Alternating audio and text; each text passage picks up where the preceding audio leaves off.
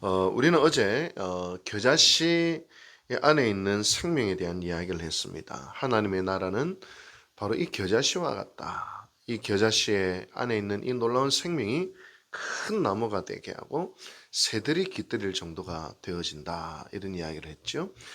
그리고 오늘은 하나님의 나라는 무엇과도 같으냐? 누룩과도 같다라고 말씀하고 계십니다. 앞에 이야기한 겨자씨와 이 누룩 비유는 좀 비슷한 것 같은데 비슷한 것도 있고 틀린 것도 있어요. 비슷하다는 것은 이 두 비유 똑같이 작은 것에서 시작해서 뭔가 크게 되었다라는 것을 이야기하는 것이고요. 다르다는 것은 겨자씨는 좀 외적인, 좀 양적인 크기를 이야기하는 반면에 이 누룩의 비유는 질적인 변화를 이야기하고 있습니다. 헬라어 원어 성경을 보면 좀 정확하게 나와 있는데요. 한글 성경을 보면 이제 누룩이 부풀게 했다 이렇게 번역을 하잖아요. 근데 헬라어 성경을 가만히 보면은 쥐매가 에쥐모데 되었다. 즉 뭐냐면 누룩이 그 밀가루를 누룩이 되게 했다. 그러니까 부푼다는 것은 좀 양적인 좀 팽창을 이야기하는 것 같은데 원어 성경을 보니까 질적인 이야기를 하는 거예요. 누룩이 그 밀가루를 누룩이 되게 했다. 변화시켰다. 이렇게 원어에는 쥐매가 에쥐모델가 됐다. 이렇게 되어 있는 것을 보게 됩니다. 다시 말하면 하나님의 나라는 누룩이 밀가루를 발효시켜서 본래와 전혀 다른 성분으로 그렇게 만들어냈다. 이렇게 이야기하는 것이죠. 겉으로 볼 때 어떤 사람 볼 때 뭐 똑같은 직장에 일을 하고 똑같은 뭐 가정원이고 똑같은 사회생활을 해서 뭐 변화가 없는 것 같지만 조금 그와 한번 교제를 해보니까 그리스도인이기 때문에 가지는 독특한 삶의 방식이 있다는 것을 세상 사람들이 알게 됩니다. 삶을 살아가는 방식이 다르고 철학이 다르고 방향이 다르고 맛이 다르고 향이 다르다는 것을 세상 사람들이 그리스도인들을 만나게 되면서 알게 되는 것이죠. 제가 어제 그 식당에 갔는데요. 아는 목사님과 딱 식당에 갔는데, 제가 하도 이제 식당에 그 이제 일하시는 분한테 제 친절, 어디 가나 제가 친절 하거든요. 늘 이제 정중하게 식당에 일하는 분이든 뭐 택배 오던 분이든 음식 배달 아주 정중하게 이야기를 했는데 제 목소리가 또 좋나 봐요. 그렇게 이야기해줘서 제가 알았어요. 그래서 그 식당에 일하시는 분이 너무 궁금했나 봐, 내 직업이. 혹시 뭐 하시는 분이시네. 제가 목사입니다. 그러면 그렇지. 자기는 교회는 안 다니는데 뭔가 다르더라. 제가 기분이 좋았을까요? 나빴을까요? 그래서 참 우리 그리스도인들은 어디 가나 그 맛을 내고 향을 내는 사람들이다. 그런 생각이 사실은 들게 됩니다. 저를 예화로 들어서 좀 민망은 하긴 한데요. 어디 제가 기분이 좋아서 어, 없는 돈에 그 티까지 만원을 딱 줘.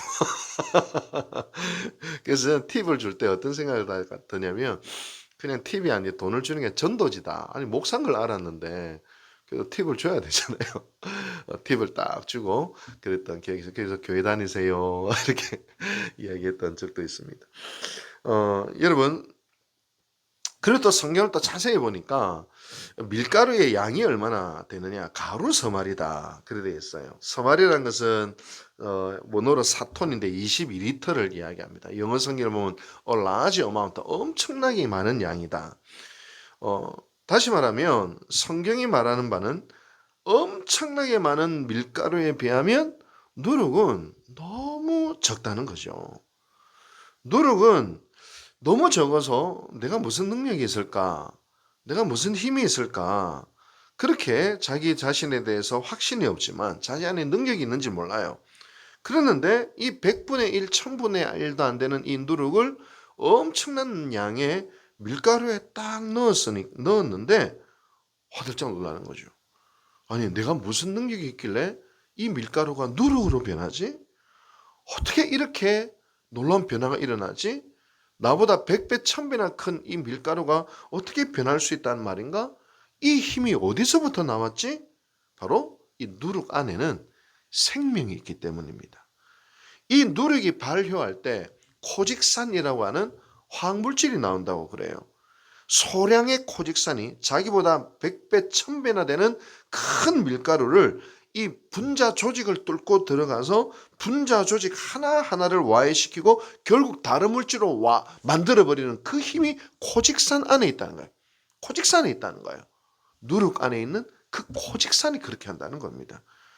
여러분, 우리가 그렇게 변화시키고 우리가 그 맛과 향을 내는 것이 아닙니다.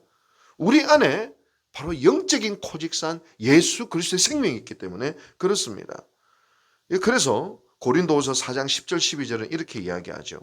우리가 항상 예수의 죽음을 몸에 짊어지면 예수의 생명이 또한 우리 몸에 나타나게 하려 함이라. 우리 살아있는 자가 항상 예수를 위하여 죽음에 넘겨짐은 예수의 생명이 또한 우리 죽을 육체에 나타나게 하려 함이라.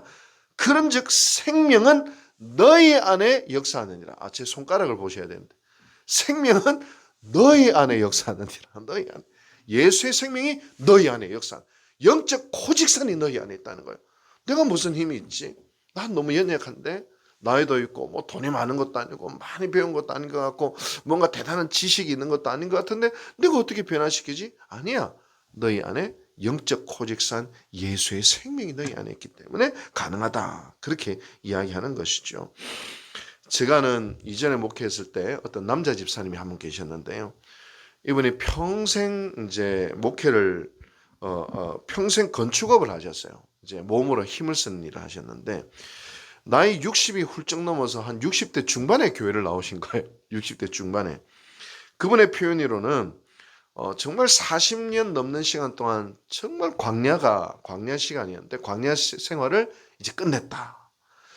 그리고 냉장고에 늘 이제 이분이 이제 몸으로 하는 일을 하다 보니까 술 없이는 살 수가 없었대요. 그래서 항상 집에 냉장고에 보면 신호등도 아닌데 푸른색 술, 빨간색 술, 하얀색 술 그냥 가득 있었다는 것이죠. 근데 어느 날부터 술을 끊어야 되겠다. 근데 냉장고에 술이 있으니까 요것만 다 먹고 끓여야 되겠다. 기억상 거 어떻게 해야 돼? 그거 하룻밤에 다 먹어버리고 그 다음날부터 확 끊어버린 거예요.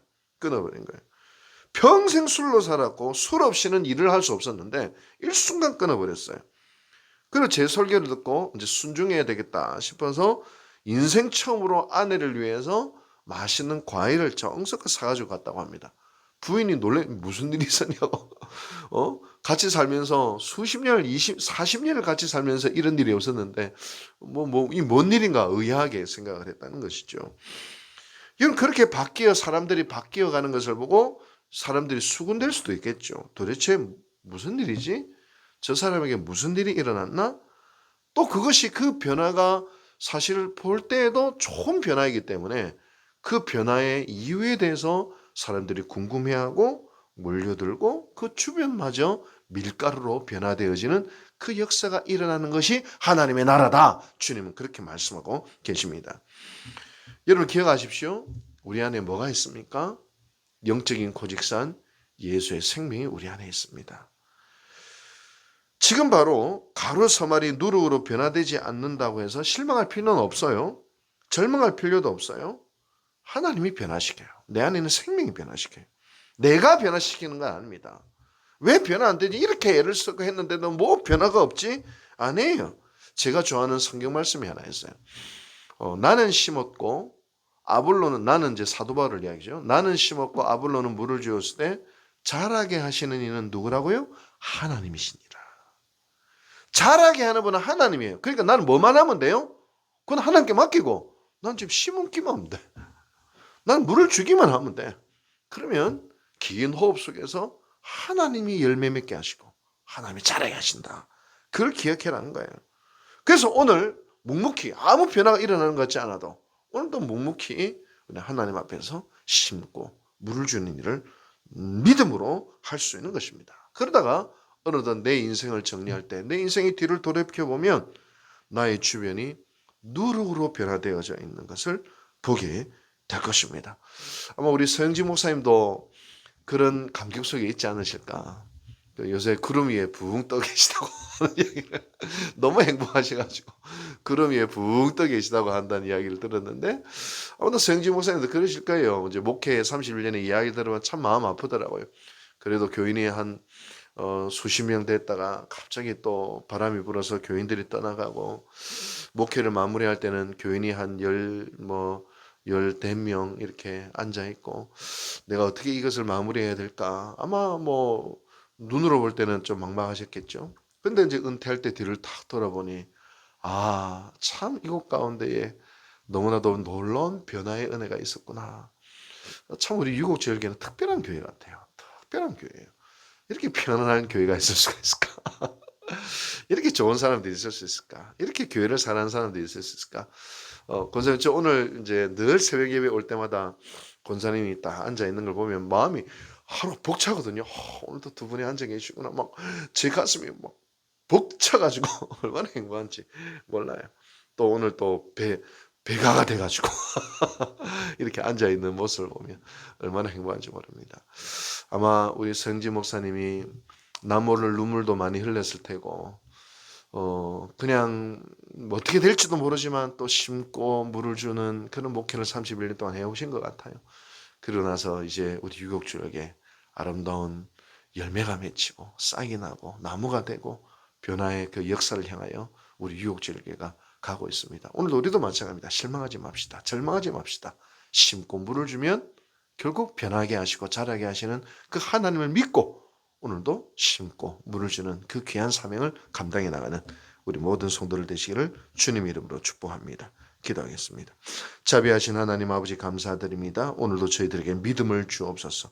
우리 안에 예수의 생명이 있음을 알고 내가 하는 것이 아니라 내 안에 계신 예수의 생명이 반드시 누룩이 되게 하실 줄로 믿습니다. 그 큰 밀가루에 22kg나 되는 그 붓가까지도 엄청난 양을 변화시키는 그 힘이 예수의 생명이 있음을 우리로 알게 하여 주시옵소서. 그래야 우리는 믿음으로 심고 믿음으로 물을 줄 때 주님께서 자라게 하시고 주님께서 열매 맺게 하시는 그 은혜를 아버지여 기억하게 하여 주시옵소서. 오늘 하루에도 작은 일에 충성할 수 있는 저희들에게 도와주시옵소서. 이 모든 말씀 예수님의 이름으로 감사하고 기도하고 축원하옵나이다. 아멘.